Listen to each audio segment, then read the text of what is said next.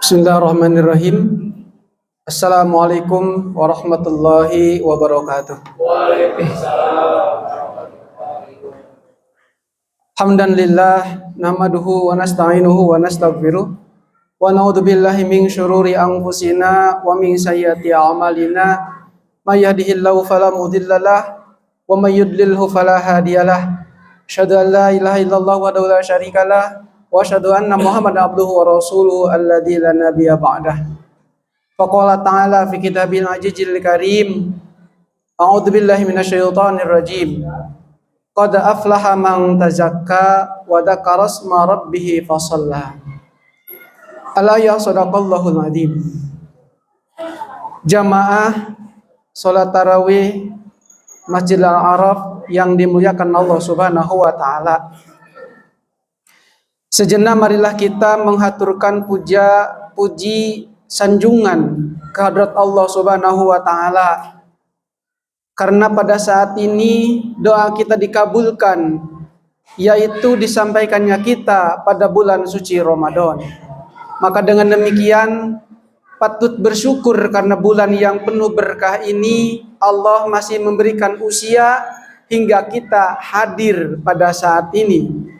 Dan marilah kita gunakan Ramadan ini sebagai media sebaik-baiknya untuk kita mencapai derajat takwa, hati yang bersih, pikiran yang bersih, jiwa yang bersih, kalbu yang tenang, sejahtera, damai dunia dan akhirat.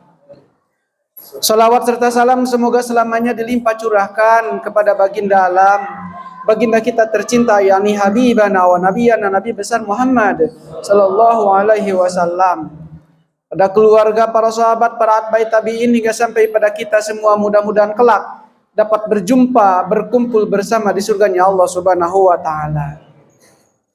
Hadirin jamaah salat tarawih rahimakumullah. Pada kesempatan ini kita diberikan tema khususnya mukhatab atau khatib, yaitu Ramadan bulan tarbiyah atau tarbiyah Ramadan. Hadirin jamaah rahimakumullah, tarbiyah kalau kita kaji, kita kupas dari ilmu shorof, itu berasal dari kata robba. Asalnya robaya, sama dengan wajan fa'ala yufa'ilu taf'ilan, sulasi majid warna kahiji bab kedua. Robbaya yurabbiyu tarbiyan, karena huruf lam fi'ilnya adalah huruf mu'tal atau huruf ilat, maka ya-nya kulibat digantikan dengan alif jadi robba yurabbi tarbiyan wa tarbiyatan, memiliki makna lebih luas daripada ta'lim, lebih luas daripada ta'dib, di mana memiliki makna mengurus, mendidik, mengajar, melatih dan sebagainya. Jadi kalimat tarbiyah bukan hanya sekedar pendidikan, tetapi juga mengurus, memberi rizki, mengawasi, mengontrol juga adalah dari tarbiyah. Hadirin jamaah rahimakumullah, maka kita ambil satu makna saja bahwa Ramadan adalah bulan pendidikan. Yang dididik di dalam diri kita adalah jiwa dan raganya. Maka hadirin jamaah rahimakumullah, dalam syair lagu Indonesia Raya, bangunlah jiwanya, bangunlah raganya. Maka untuk itu yang penting pertama adalah membangun jiwa. Sebab raga bisa sehat kalau jiwanya sudah sehat. Maka hadirin jamaah rahimakumullah, Ramadan ini adalah sebagai media untuk mendidik jiwa kita, mendidik kalbu kita, mendidik ruh kita. Kenapa? Karena yang dalam itulah yang akan membangkitkan motivasi kita untuk taat, motivasi kita untuk kita beribadah, motivasi kita untuk bisa menghatamkan Quran, motivasi kita untuk bisa belajar, motivasi kita untuk bisa sholat di waktu malam, motivasi kita untuk bisa bersedekah, dan lain hal sebagainya.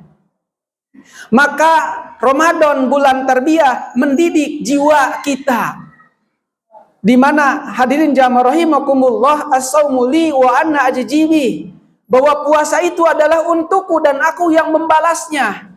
Maka dengan demikian hadirin jamaah rahimakumullah, di situ ada konsekuensi pendidikan muraqabah, di mana seorang hamba melaksanakan ibadah puasa, disitulah dia merasakan kolbunya selalu ditatap dan dipandang oleh Allah Subhanahu wa taala. Kalau ini belum terasa, berarti ada yang salah. Maka hadirin jamaah rahimakumullah, kalau kita buka Sulamut Taufik karangan Syekh Nawawi Al-Jawil Bantani, di situ disebutkan wa min ma'asil qalbi, disebutkan satu persatu. Wa min ma'asil lisan, wa min ma'asil yadain, wa min ma'asil rijlain. Kenapa sampai disebutkan satu persatu di situ?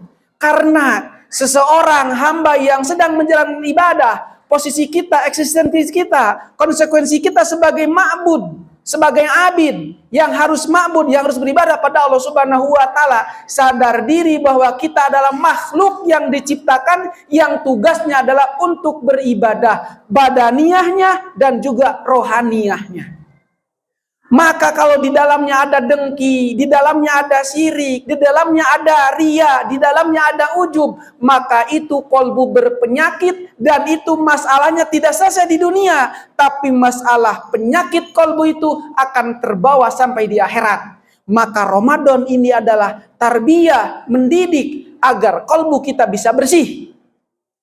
Hadirin jamaah rahimakumullah, pertanyaannya, membersihkan kolbu itu pekerjaan sulit atau pekerjaan mudah? Membersihkan kolbu adalah pekerjaan yang sulit.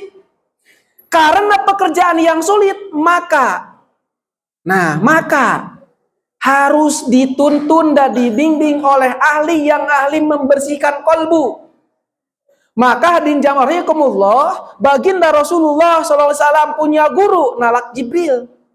Sahabat punya guru, Nabi Muhammad. Para tabi'in punya guru, ya para sahabat. Maka begitulah dalam kehidupan kita mencapai kebahagiaan dunia dan akhirat, perlu penuntun, perlu tauladan. Kalau kita langsung kepada baginda Rasulullah, langsung kopas, gak usah ada para ulama, gak usah bermadhab, nah itu konyol, sebab dia hidupnya zaman sekarang, yang hanya bisa menulis, yang hanya bisa membaca teks dari kitab-kitab itu. Kita perlu sanad ahwal dan perlu sanad teks, sanad matan. Kalau kitab Bukhari, kitab Muslim, Kutubus Sittah, kemudian Sunan Abu Dawud, Ibnu Majah misalnya, itu adalah sanad teks yang di dalamnya ada sanadnya. Sementara sanad ahwalnya jarang orang menjelaskan. Di mana sanad ahwal? Adanya ada di pada para guru. Maka hadirin jamaah rahimakumullah, kata baginda Rasulullah, "Shallu kama ra'aitumuni usolli," salatlah kalian sebagaimana kalian melihat aku salat. Yang melihat salat Nabi siapa? Para sahabat. Yang melihat salatnya para sahabat siapa? Para tabi'in. Para tabi'in lihat para sahabat. Siapa yang melihat para tabi'in salat? Tabi'in terus, dan itu sanad ahwal tidak boleh terputus.